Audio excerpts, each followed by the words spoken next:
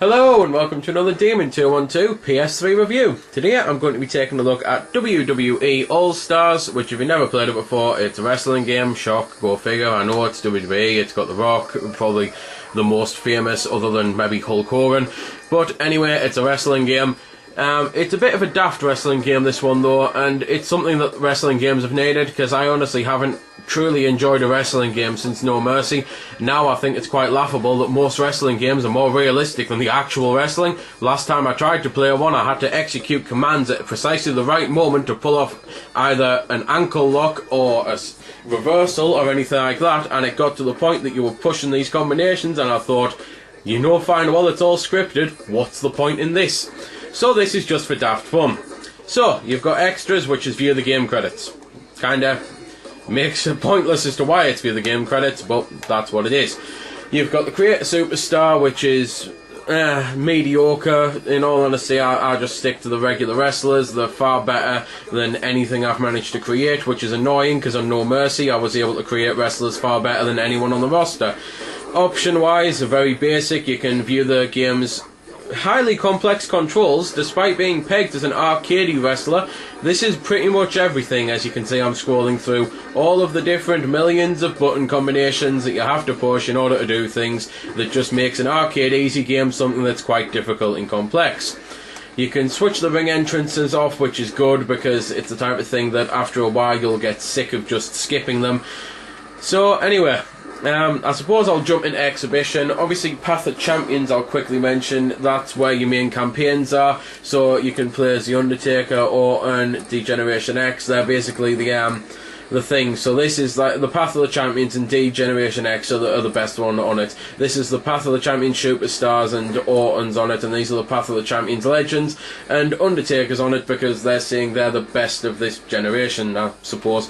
Whether they are is arguably, it's up to you, and quite frankly, as Undertaker's still wrestling, I don't see how he's classed as a legend. Although, trust me, he is the reason I got into wrestling and the reason I ended up watching it for as long.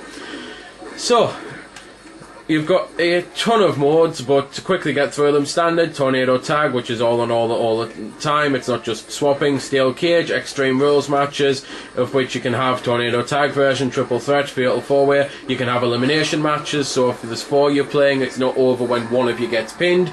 But for now I'm sticking to one-on-one just to show off a couple of the wrestlers, and because quite frankly I've been in the menus far too long already. So, you've then got a roster of 30 wrestlers, and there are some absolute stonkers on there that you think, yep, they deserve to be in. Then you've got some that you think, what the hell did they do to deserve to be in here? And then you've got some that just aren't there. For example, there is no Mankind, Mick Foley, Cactus Jack, Dude Love, whatever you want to call them. There is no Kurt Angle, there's no Ric Flair. How the hell can you have a Legends wrestling game without Ric Flair? I mean, honestly. So there's going to be some there that really annoy you. Out of the current roster, well, I'll be honest, I barely watch any current wrestling anymore because I hate a lot of them.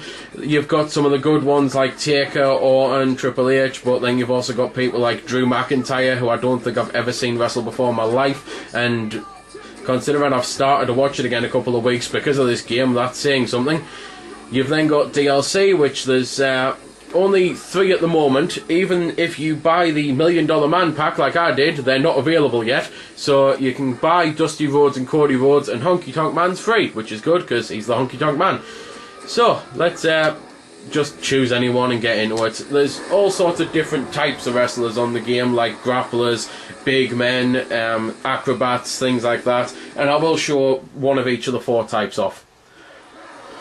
So, what do I mean by it's a daft wrestling game? Because, let's face it, at the moment it's looking pretty standard, only with a lot less modes than wrestling games. Like there's no Hell in a Cell, Elimination Chamber, hell, there's not even a Royal Rumble, something which even games on the Amiga that I used to buy that were Royal Rumble games, so the fact that this doesn't have them is a slight annoying. It's the type of thing that I can't see them being added as DLC either. I think they've saved some stuff intentionally for a sequel, because in all honesty, if this had those modes, all this game would need is DLC support and the odd patch.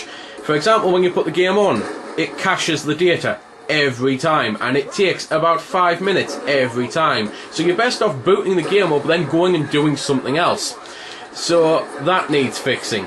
You need a couple of the hit detections need fixing, because some of the characters just, I mean, you can grab them but it goes straight through them, or you can punch them but it goes straight through them. You've then got, though, the whole reason why Honky Tonk's been allowing me to kick the crap out of him, the specials. They are the stars that are flashing under Jake the Snake Roberts' name at the moment, and you push two buttons together, X and square or triangle and circle, and you can do special moves, and these are what I mean by it being zany. Because, for example, The Undertaker, and I will have to show this now, The Undertaker choke slams people from around about 30 foot high in the air. And as you can see here, Jake the Snake's doing that, the atomic drop from 20 odd feet in the air. You've then got finishers which are totally daft, and I've got a finisher here. Now the finishers need a little bit of explanation. Despite being called finishers, they only end the match if the other person's in flashing energy. They get to flashing energy after they get down all the way from red. You can then push the buttons to store it, or you can push and hold them to use it right away. Storing it's a good idea, because let's say a Honky Tonk decided to be awkward and get out of the ring.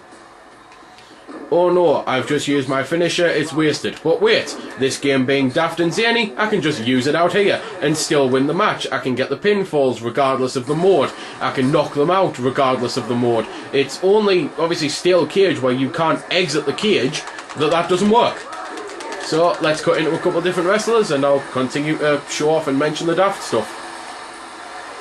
So, very quickly to backtrack with features, there's also only 6 different arena types, which is a shame.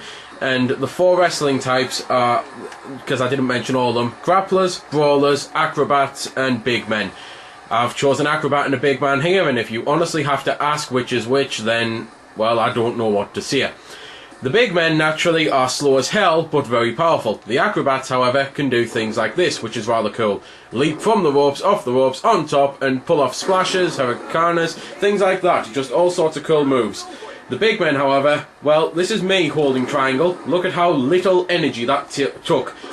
I should mention, holding triangle is what I've got set for a power move. You have to hold it down, you'll do a power move. Now watch what Andre does. Yeah, that was like double the damage, at least. So, big men are obviously very powerful, can do that with a glowing fist attacks, which, well, you're seeing again how much energy that took. Grapplers obviously are excellent at grapples, and they tend to be really good at reversing moves, because you can do reversals. It'll flash up L1 when you've got a good chance to do a reversal. They can be hard, and you do sometimes have to get your timing right. However, the other night I was fighting with my mate, funnily enough Michael's, who I'm playing as now, versus Edge, and we literally done 7 kicks in a row that we both reversed. It was just constant reversing because we were in the zone. It's still far less complicated than some of the other wrestling games I've played, and quite frankly you only really need to learn reversals if the person you're playing against is so good with the grapples, because unfortunately my mate is, and it gets to the point that as he gets up he's in another grapple, as I get up he's in another grapple. It's just phenomenal watching him play this game. Unfortunately though, it's also why I keep having a go at him, because he plays as Edge, and Edge has probably got the cheapest finisher on this game, and it's something that the game has a problem with. You can do the spear, and if you don't know what the spear is, I'll show it off. I'll put him and Undertaker on. In fact, I'll do it now to be able to show it off, to be fair.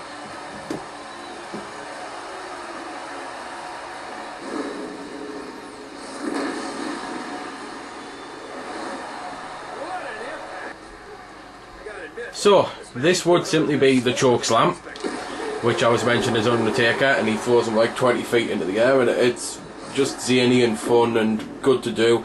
And in case you're wondering about when you're playing 4-player, those animations don't happen. They only happen on the 1-player. I think they might happen on regular tag matches where only like 2 of you are fighting at the same time. I'll be honest, I only ever do tornado tag matches because people get bored sitting waiting for tags. And then you've got Edge's spear, which I will mention and then quickly have Panda do it. The reason his spear is so cheap, there's a couple of wrestlers on the game, things like Randy Orton, he has what's called an RKO. He jumps, grabs your head and slams it down. You've got Shawn Michaels, who stands on one leg and kicks you in the face. Those are all moves you don't have to grab with, but they still take a lot of effort to be able to pull them off and do them in the right place to be able to hit. And it's the type of thing that a lot of the time you'll just go through the wrestlers. Again, the hit detection problem. Edge, however, can do a spear from standing up regardless, even though in the real wrestling he has to take a run up pretty much for it to be effective, and he can just stand right next to you and just push the buttons and do it, and that can knock you out. So anyone who's Edge, you don't have to get anything right other than be charged up, be in the middle of fighting and then push it, and it's almost impossible to dodge. I've barely dodged it. I think I've done it maybe twice, whereas everyone else, you've had to go for the power up and then you've had to go for the big grab, which is quite easy to avoid by climbing out the ring or maybe jumping off a rope or just anything like that. The grabs can be avoided so much easier, so it basically means that Edge is pretty much the best wrestler on the game because of that move being so powerful. If it allowed you to just go for a pin and you could kick out, that would be alright, but the fact that it can be an instant knockout is really annoying. So at the moment I've currently got on the screen how you get out the steel cages, and this is pretty much the only time you need to require button bashing and well, a bit of luck. However, if you mess up or if someone knocks you off the cage, you can just go back up and start again, and to be fair, it does tend to save the stars. I don't think I've ever been, well, unfortunate and had the stars reset themselves. So you could go up, get one, then go up, get one, then go up, get one. You don't have to get all 5 at one time, which would mean that these matches would probably last forever. Because naturally you can't pin, you can't submit, you can't knock them out or anything, so as soon as you knock them down, you've just got to go and get your ass up the top of that cage. So that, to be fair, is pretty much everything I can really say about the game. The weapons on the game are pretty naff. You basically get 4 hits and then, well, then they run out. But to be fair, I might as well cut off into showing them, because I did actually play a hardcore match and forgot to get the weapons out. So these basically are the weapons, and again, you can get a few hits out of them. You can do power hits and things. To do pinfalls and that, even though it shows button bashing, in all honesty, the best thing to do is to waggle both analogues in reverse direction. So like do left down, right up, then left up, right down, and just simply swap and do that as fast as you can. It's just things like that as well that kind of don't make sense, because why show the button mashing? Maybe they can fix it in a pad and just show a joystick waggling left and right or something. Speaking of, again, another problem that they kind of need to fix is the lag in the game, and I'm not just talking about online, which, yes, the game does really lag online. I know a lot of people who are experiencing severe problems and can't even play the game, but offline, after we've played for maybe an hour or two on the console, it seems we have to switch the console off because the game just starts running in slow motion. Now, I don't understand this. I don't know if it means that it's slowly killing the PlayStation or something, or if it's just the game has an engine flaw and after it's loaded a few matches it needs to reload everything from the start. It just seems really weird, and something that I'm hoping they can patch, because as you might have figured, the game's not perfect. It does have the odd glitch or two, but it's still really fun to play, and it's the type of thing that I play a lot now, 4-player with my mates. So there's nothing really left to say about the game other than if you like old school wrestling games, try it. If you like super complicated wrestling games, you're probably not going to like it unless you can appreciate the daft arcadeness of this that makes it a much more simplistic and personally enjoyable title. To be fair, the only thing I pretty much haven't mentioned and forgot to is the taunts, because the taunts are quite important. They help get your finishes up, so I think I'll do a taunt now, quite frankly, because it's the type of thing that, oh well, you might have wanted to see it, but after all, I am versing the rattlesnake, and you never trust him, really.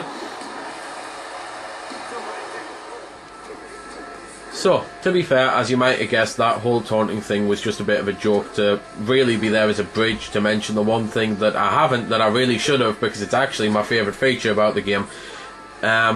It's basically the Legends v Currents. So you get like loads of things done with like loads of old back footage from each wrestler split together, and it's a case of what ifs and showing, well, for example, biggest superstar Hulk Hogan, John Cena. Personally, I can't stand John Cena and think he's one of the worst excuses to ever step in the ring to fake wrestling, and I've always hated Hulk Hogan. Personally, I'd say that the biggest superstars would be The Rock and The Undertaker, but whatever. You've then got all sorts of other stuff like Superior Lifestyle, CM Punk. The whole point is that he had the image and persona of being a clean-cut guy who never done anything bad despite being covered in tattoos, which is something that a lot of people have a whole thing against. But anyway, and Austin was the whole bad boy where he drank beer, he was rude to the police, he just done all those things. So it's the whole point of who's better, which is the ultimate in evil v good and stuff like that. And